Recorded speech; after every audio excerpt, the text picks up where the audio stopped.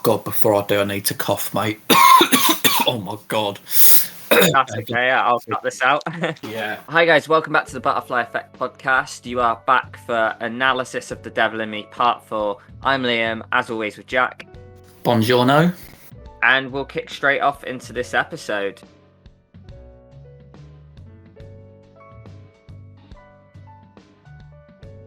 So, I mean, we start off, mate, with the group argument.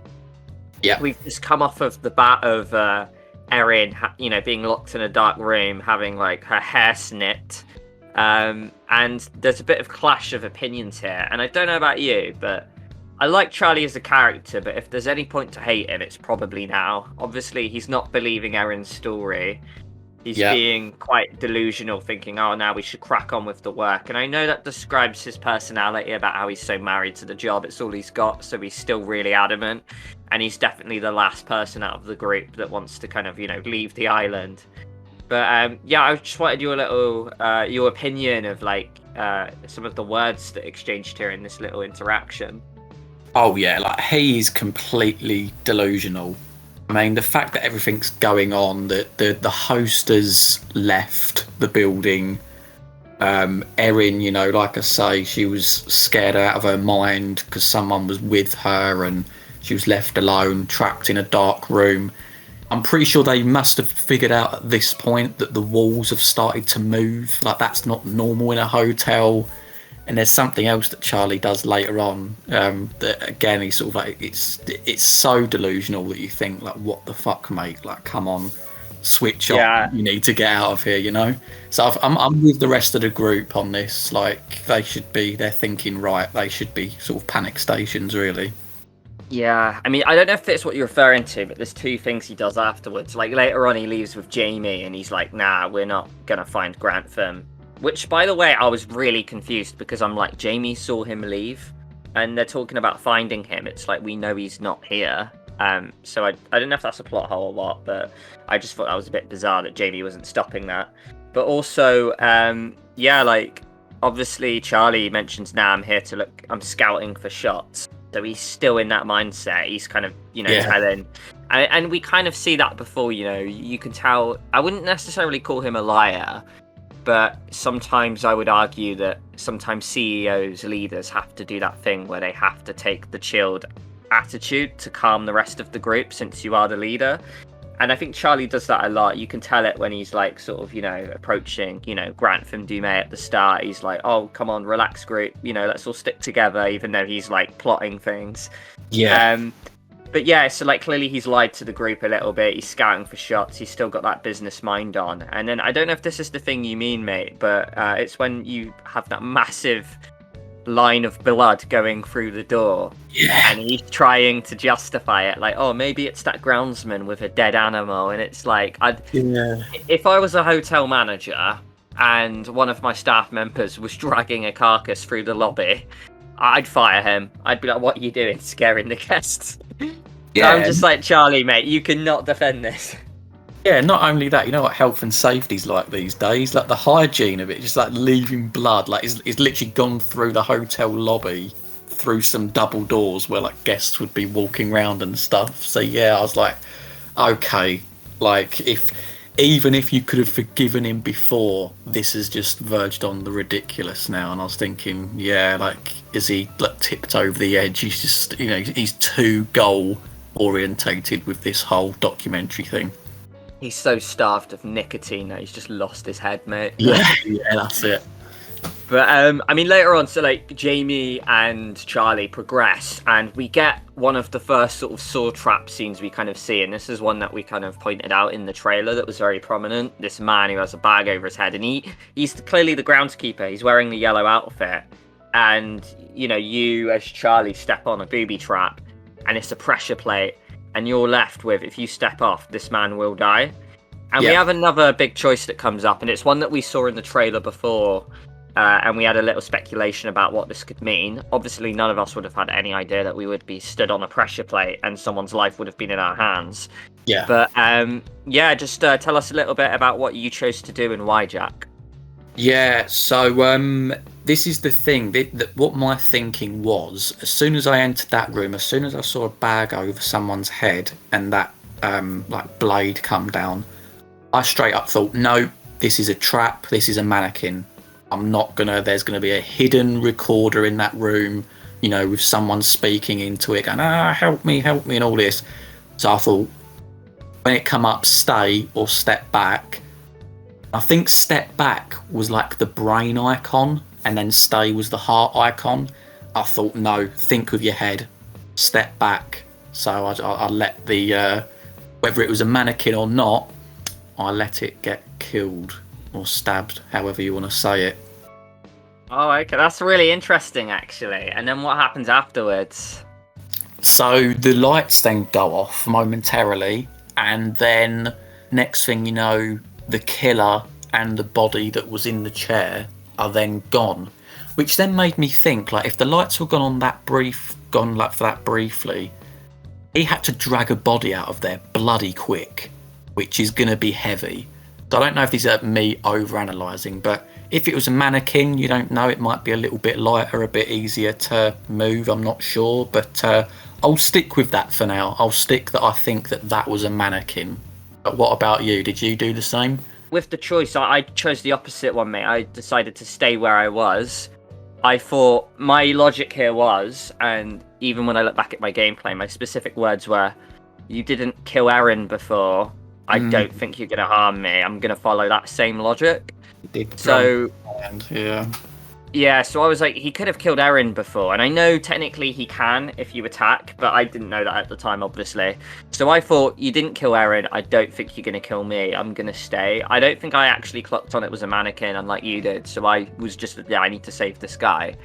So I stood where I was, and he kind of puts his blade towards Charlie's, like, I think throat, and then I think he actually puts it, like, kind of within, like, Charlie's nostril.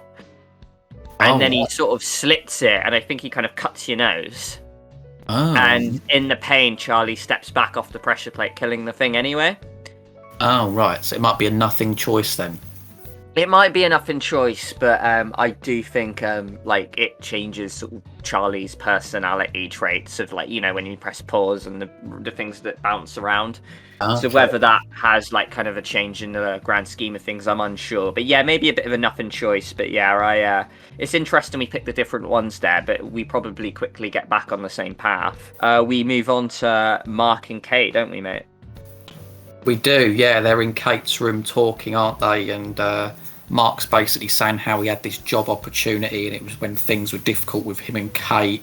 And at least in my dialogue, I think I chose that. Again, I've got this written down. Their relationship's very up and down. The arrow seems to be red, then it seems to be green. I'm probably somewhere in the middle with them two. And yeah, he sort of stuck around because, for the relationship. And when I was playing as Kate, I was like, I didn't know that.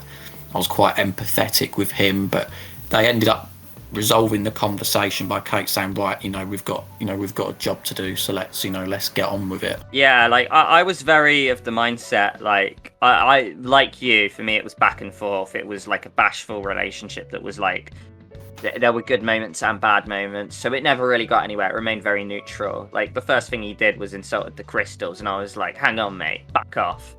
I'm from a hippie town, you don't talk about crystals like that, mate.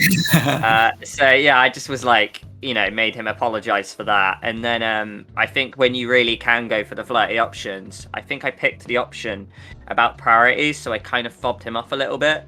I thought, yeah, like, we already kind of have one love dynamic in a way, and I didn't want to water it down with another one. And I kind of thought, these guys are exes. Maybe there is a bit of spark there, but I'm not really focused on that right now.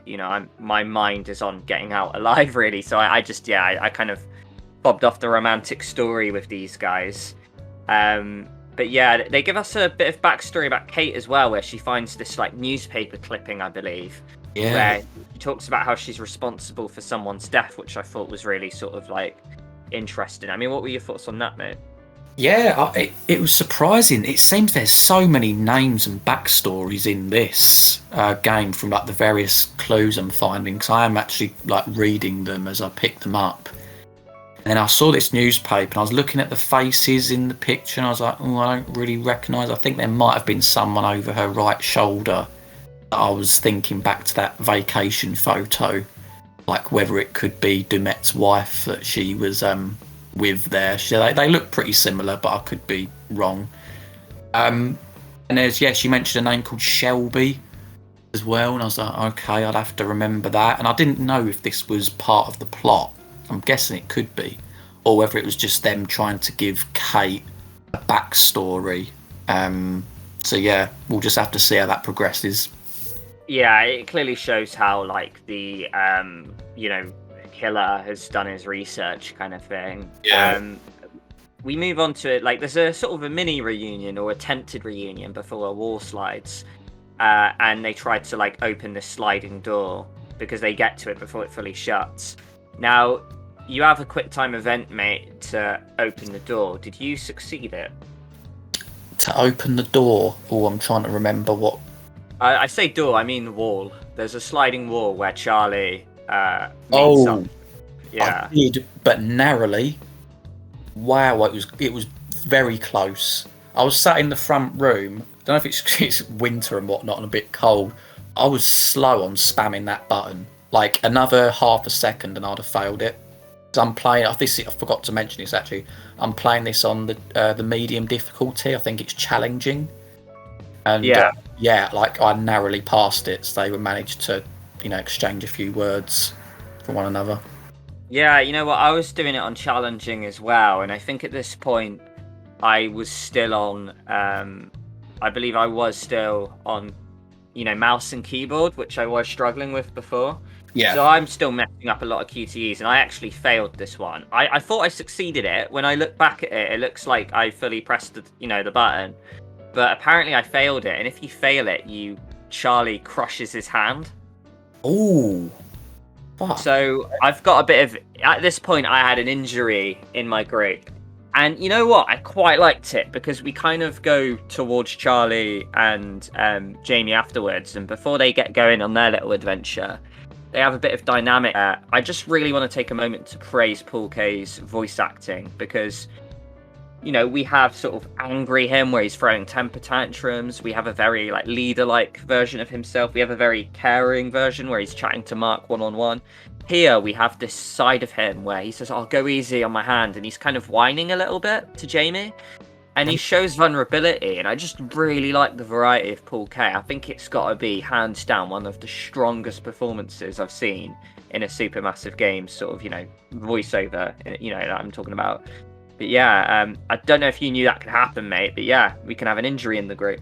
I didn't know that could happen, and I'd just have to echo what you said. I think Paul Kaye's doing an amazing job as Charlie, but I feel like that karma is at play here because you didn't have to fake this injury. So your hand actually did get smashed, unlike Kate earlier on where she was pretending to do her ankle in. So. Yeah, it's just fascinating that. And in many ways, it's kind of a good thing that I'm an absolute potato at this game at this stage because it shows that we are getting different choices and we are seeing a few things that happen if you fail at certain events. Like I did very much. So yeah, we play as, Jamie and Charlie for this little sequence. It's very short. But we kind of go in a freezer room where we find a dead body. Not too much happens here. Just, you have to find this child's voice. You go in the freezer room. The name of it is Natalie Morello. So I believe that's the daughter of one of the crime writers. Yeah. And afterwards, we get another separation because Charlie falls through a trap door. I mean, not too much to say. It's one of those chess scenes where we just have it so people can go where they need to be, but we're just sort of seeing more of the killer's architects here, I guess, which is just fascinating because Charles will have a very intense scene by the end of this chapter, mate. He will indeed. And the fact that as well, and this is the moment where I'm going to be super satisfied with myself, the fact that they had that conversation before about how they think that the guy on the ferry that took them across, they don't think that was Dumet. And if that proves to be the case, then my instincts are absolutely on point because something just didn't sit right with me there, when we met that guy on the ferry. But it says it in the bearings as well. I then looked at the bearings and it is part of one of them. it says, Charlie and Jamie think that the man that they met on the ferry wasn't Dumais. So I was like, oh, there's definitely something in this to chew on as well. So, yeah, just bigging myself up for a second there, but, we'll move on. No, of course, and that whole branch will come into something, and then we'll certainly revisit that, and I'll talk about my theories as well going forward of when I was in similar positions to you as well. But yeah, no, it's certainly super interesting, and it also, I will say, in the grand scheme of thing, it leaves me with a lot of questions as well, because as this game goes on, there are a few things I still don't understand, and it's not a criticism for the game, maybe that's just myself, but I definitely think I need some to kind of connect some dots is what I'm trying to say at the end of this game. So it'll be nice to tackle those with you as well. Charlie gets separated, and then we move on to an Erin scene. Now, if you didn't kill Erin off in the dark room, you would get a scene where a mirror opens up in her bedroom after she tries to find some audio to get proof to the guys. The first choice you can really do here is you're having a bit of an asthma, not attack, I guess. It's just you're about to go into a dusty room. Did you take a hit of the inhaler, mate? I did.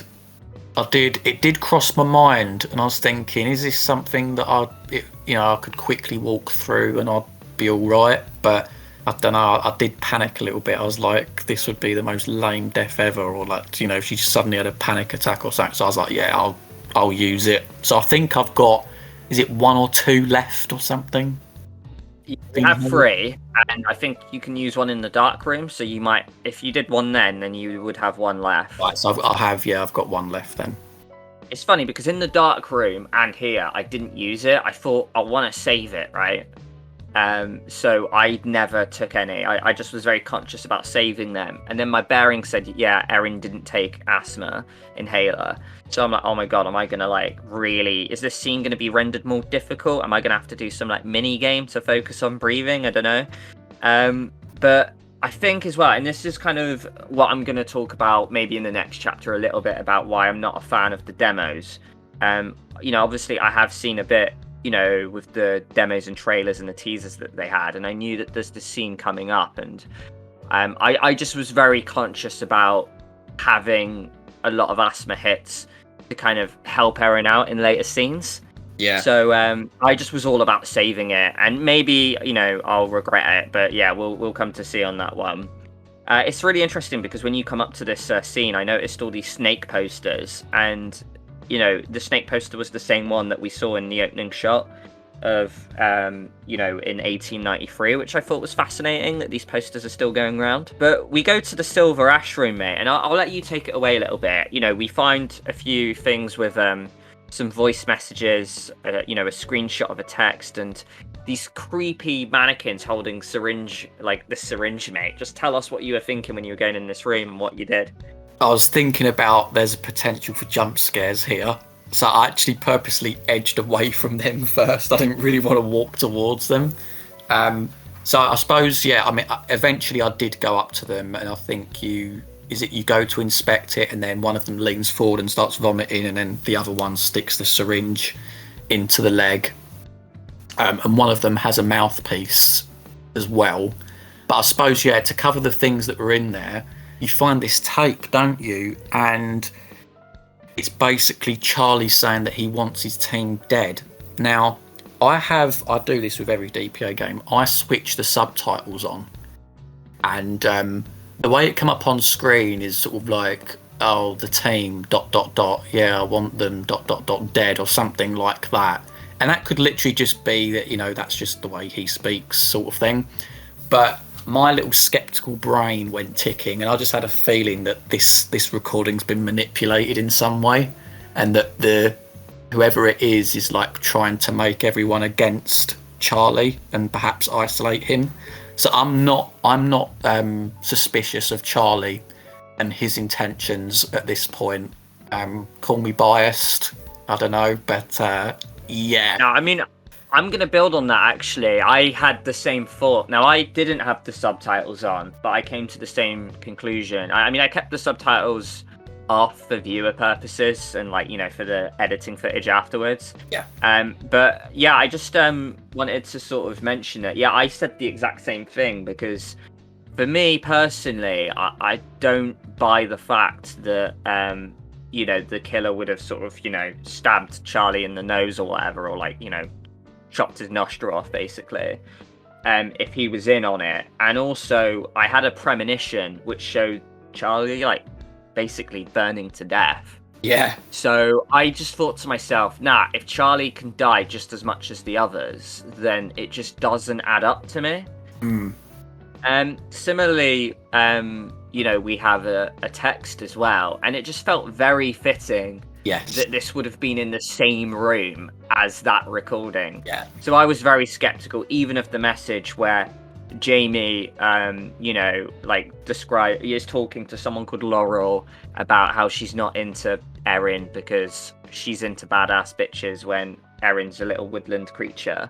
That just didn't tally up to me as well, because I mean, I know people can say what they want to someone's face, you know, a lot of two-faced people are out there, but Jamie was like, nah, I've liked you for months. And I don't think, I know, it just felt like very odd behavior to say not that, very much the opposite in a text to someone.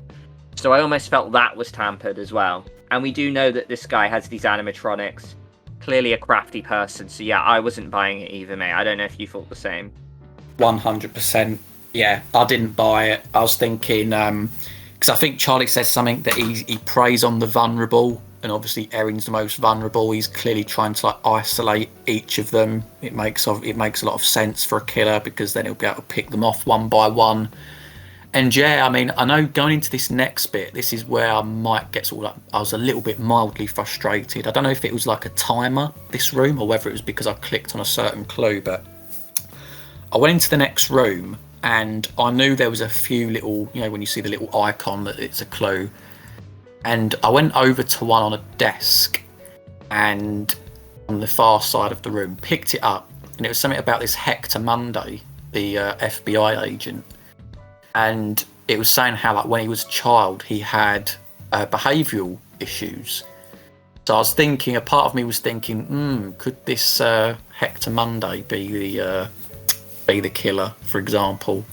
There was another couple of clues in there that I missed, but it then prompted this scene where Erin had to run back in, and obviously there was the mannequin with the mouthpiece, and it was saying, oh, you know, it was Jamie, and she was saying, get in the cupboard, you know, someone's coming. And a part of me was a little bit nervous, because I was thinking previously about the fake, or what I think is a fake recording of Charlie's voice. I was like, is this really Jamie? Like, how's she talking to me? But then I figured with the phone, and I was like, is it purposely trying to make me go against her because of the mobile phone? So there was conflict there, but I decided to do what she said, and I decided to go and hide in the cupboard. And the killer then comes in, looks around, you think he's going to come back for you, but then he doesn't. I think he then like locks the door.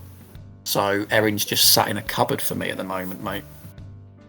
Yeah, so I did the same choice as you. Now, I've done a little bit of research about this choice, because it can be fatal. So, like, I'll talk to you a little bit about that. Now, my thoughts were exactly the same as yours. I thought, well, if that's Jamie's voice telling me what to do. Now, if we think about the last time we saw Jamie, she's in a freezer. Yeah. And I was like, there's no way she's in some sort of room with like a control panel where she's seeing what I'm doing. I don't buy it. But what I did is I panicked and I picked hide, because I was like, the guy's coming in. I feel like if I run, I'm probably going to run into his direction, because I think that's the only way you can get into the room. Yeah. So I picked to hide kind of just out of logic, I guess. But I instantly regretted it. I'm like, oh my God, that can't be Jamie. I've just been led into a trap with a recording. So I was absolutely bricking it. And then the guy came in the room, and it felt like he knew I was there. He kept looking over, and then he turned the light off. I'm like, is he setting up a trap here? Yeah, so I really was scared. Now, I know that if you choose to run, now, whether you seal your fate by hitting run, or if you run and then fail some QTEs, I'm not quite sure. I'm going to have to get footage out, and when I edit this, I'll probably end up finding out. but I know this can be fatal for Erin, and this is the second moment she can die. Our good friend Anya lost Erin to this point. What I believe happened is either she failed a quick time event or she trips over the mannequin as she runs, but then the syringe comes and stabs Erin in the eye. Apparently it's a really gruesome death. Yeah. But yeah, Erin can die at this scene, so that's 2 moments where Erin can pass away. Now, one thing I do want to say is that what I mentioned before with the recording, if you thought I'm going to run because there's no way that's Jamie telling me to do that because she's in a freezer, I'd think that was a complete logical school of thought. And if you choose to run, you're probably not, not wrong to do so. So if people lost Erin at this point and they feel a bit bitter, I can kind of justify that, and I kind of get the frustration. I do think, and like I said, I'm going to have to do more research on the choice, but I feel like this might be a bit of a dodgy choice, mate. I don't know what your opinion of that is. I mean, yeah, potentially. It's one of them, it seems like it's one of them 50-50s, isn't it? And like the logic that we were just saying in terms of like not trusting Jamie or trusting Jamie, yeah, like in the whole freezer thing, I could see why people are frustrated. So yeah, I don't know. I just guess I don't know why at this point in the game I'm finding that a lot of the head decisions tend to be rewarding. So it might be dangerous to think that going forward, but like I do seem to lean that way at the moment, and that was the head one. Run was, the heart decision, and I was thinking, yeah, as you said, you're just going to run straight into him. So I don't look at the head versus heart all that much. I probably should. I just look at the wording, and I don't know if I'm a more head person or more of a heart person. It'll be interesting to see actually on replay. But yeah, so like a load of people killed Erin there. If you did, obviously that sucks for you. But obviously we'll move on. We jump back to Mark, mate, and this is the bit where Mark and Kate find out about the dinner recreation scene. Yeah. So we have all these like voices that someone's put of Charlie. Like the models look exactly like them, and they're all baffled about how quickly these were made. And it is really fascinating to see this whole scene recreated, and it's really cool to see them freak out. Before I pass it over, I will mention that there is this moment where you go back to hearing a voice, and then you've got to hide in the room, and you've got to do another heartbeat sequence. Now, I've always moaned about them. I typically suck at them. I think I got through 2 and failed the 3rd one. And Jamie runs through, and luckily it wasn't the killer, it was Jamie, and she comes through and sort of just says, "Oh, you guys suck at hiding." Yeah. And I'm just sat there thinking, I know, I hate this mini game. I want it to stop. So yeah, like the 3 of you have a bit of banter, and then I'm pretty sure you'll be intrigued to know this is where the eye comes into play that you mentioned before. So I mean, I'll pass the mic over to you, mate. Tell us a little bit about this scene and what you were thinking. So yeah, obviously, yeah, I had the QTE. I purposely failed because I didn't think it was going to be the killer coming in, and it was Jamie. In terms of the eyeball, yeah, I was thinking, so obviously the killer is using the parts of former victims for these mannequins, which I think is quite gruesome. I think we've seen it before in certain horror movies, where like the killer will take the victim's face off and then they'll wear the face. So like, it definitely feels like it fits within that family. Is there anything in particular you wanted to touch on? Not really. It's maybe a little bit of a filler scene, just quite interesting. We'll move on to the final one, the big scene with Charlie. Yeah. The first thing, mate, that happens when we fall down, I just know I'm looking and studying the hell out of that burn premonition, because I'm just certain. Yeah. I am just certain that it's going to happen. And I go proper detective mode, mate. I'm looking at the walls in the premonition and matching them with the ones in the room I'm in. And the ones I was in was like brick. And then, like the ones in the premonition are like concrete, kind of like bricks almost. So I know they're different. Yeah. But each time I would look in a room, I'd be like, oh, they're still brick. Until I saw the one with the concrete, I'm like, that's the one. So like I proper studied it, man. I was like really into it. And it's interesting because like it's just a really fascinating scene from like the little action man figure you see at the door. Yeah. That's like just holding it, and I thought, what on earth is that about? And then you walk into this other room and you see these massive, almost like vault doors. I didn't know what they were. They reminded me of like those like vault doors you get at a bank, and I just was really confused as to what they were. And it wasn't until there was a switch at the end that had flames on, I was like, well, I don't want to hit that. Will I burn? Like, But I looked at every physical door and I was like, there's no other way. I'm going to have to pull this. Yeah. So I did. And you could hear the screams. And I'm like, I think. And I was like, oh, they were incinerators and I've just burnt people. Yeah. And then you go back to the Action Man figure and that's melted and that symbolism of that. And I'm like, oh no, I've just like killed people. I've literally killed this like groundskeeper. And now I've killed people in Incinerator. Charlie's actually just like on a killing spree. He doesn't even know. And then we end up in this final room. Before we get there, mate, I'll just pass the mic over if you have any points. Oh, exactly the same as you. I did not want to pull that lever because I could see the flame symbols on it. I was like, but then I feel like I had to. I then went back and I was exploring around everywhere. I also studied the premonition. And I could see that there was like a studio light in that room. And as soon as I went round the corner and saw that studio, I was like, yep, this is it. This is the room. I feel like I'm going to have to go in here, though, because I don't think there's anything else that I can do. And as I was going in, I saw this little red box. Now, I remember opening a box earlier on in the game when you're walking outside with Mark, and your business card can open them. So before the scene happened, my mind was thinking, right, I know what I've got to do. I've got to get the business card out. I've got to scan the box, get whatever's in there, and then that will be me fine and dandy. I'll get away with it.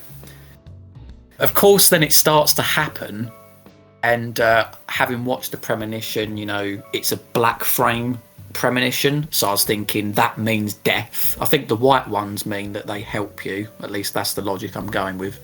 So I was like, right, if you stay by the door, he will die. So when it started to happen, and it said lift the grate, I was like, yep, I'm lifting that grate. And then it gave me the option again. I was like, yep, you've moved it. Keep on going, Charlie. Keep lifting that grate. And he ends up getting in there because I was thinking that there was going to be like a secret tunnel to escape or something. But he doesn't. He just lies in there. And it is like he's burning, which of course, you know, given the heat and the metal and everything, he would be. As Kate and Mark and Jamie look on the TV. But like, I didn't see a dead body. And then skipping forward slightly when we see the curator, I think he says something like, has Charlie, or he may have cooked his goose or something like that. I was thinking, first rule of horror, you've not seen a dead body. I think he's still alive. But we'll have to see. How does it go for you, mate? So, I mean, I picked the same thing. So, honestly, like, if you look at the premonition, he stood by the door. So, I was adamant that I didn't want to force the door. And I also thought that would be a bit, like, weird because the killer is there looking at you. Yeah. Even if I did somehow force this cell door open, which looks pretty sturdy, like Charlie's going to do anything to it, I felt like he'd be on the other end anyway. Probably there with a knife or something, or an axe. So I went for the grey, and then when I did, I could see it was loosened. And I know people have lost Charlie here by switching their mind when it gives you the choice. I think back to like Man and Medan when you're scuba diving and you hear an explosion on the boat, and it's like, oh, do you want to decompress or go up? I decompressed, and then it was like, oh yeah, but are you sure? And because of that question where it gave me another bite at the cherry, I thought to myself, you know what, yeah, I'm gonna go up. You're worrying me now by asking me twice. Yeah.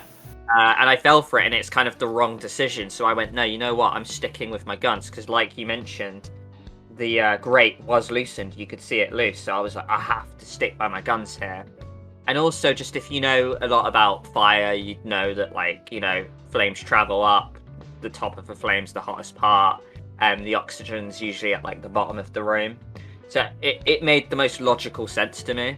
Funny enough, I had my dad in the room, and I told him afterwards, I'm like, Dad, as someone who was a fireman, is this the correct thing to do? And he was like, well, honestly, like, both would probably kill you, but like, yeah, that would be the more logical one. So I was like, okay, I picked wisely.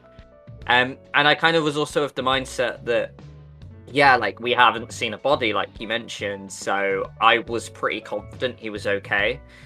If you look at my YouTube playthroughs, I clickbait the hell out of it. I call it, my first death, and then I have the thumbnail with a burning Charlie, and I'm like, I was just playing the game, And you know what? I'm kind of glad I did, because so far it's the top viewed gameplay video, so clearly it worked. So, all I'm gonna say. But yeah, like, I mean, that was the end of my scene for me there, mate. Yeah, like, back into the curator scene. But yeah, like, it sounds so far like you might possibly have 5 out of 5, but yeah, like, I mean, what are your thoughts so far, mate?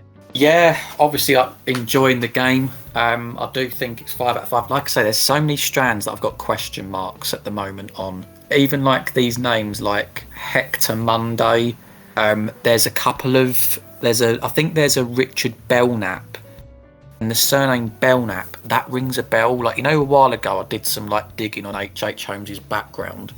For some reason that surname stands out to me.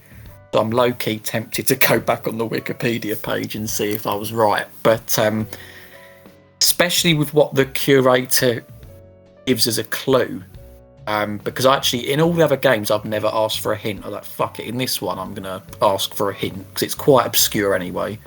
And he mentions Conan Doyle, which I thought, that's a nice little nod, because I know I said before, the game is afoot, reference to Sherlock Holmes. But he then mentions that the use of names and things, and it took me back to that video, mate. Herman Mudgett, Grantham Dumas. Yeah. And I was sat there, I was like, I'm gonna have to dig into these names. So I'm looking at Hector Monday, I'm looking at a few of them, and I'm like, there's gonna be something significant here to find. But he gives this quote, I think. I'll read it out. It says, "He has a brain of the first order. He sits motionless like a spider in the centre of its web, but that web has 1,000 radiations, and he knows every quiver of them." I ain't got a fucking clue what that means. Apart from the radiation bit, there was like a hazardous substance box outside. Other than that, I'm completely in the dark. So it didn't help me too much. Yeah, I mean, I'm going to keep my lips sealed on that one, mate. But yeah, like, obviously that would be really interesting to revisit. But yeah, like, really fascinating. I'll let you get to it, mate, so you can play the rest of the game. All right, well, thank you for joining us, guys, for another episode of our analysis. We'll see you guys in the next one. Bye-bye.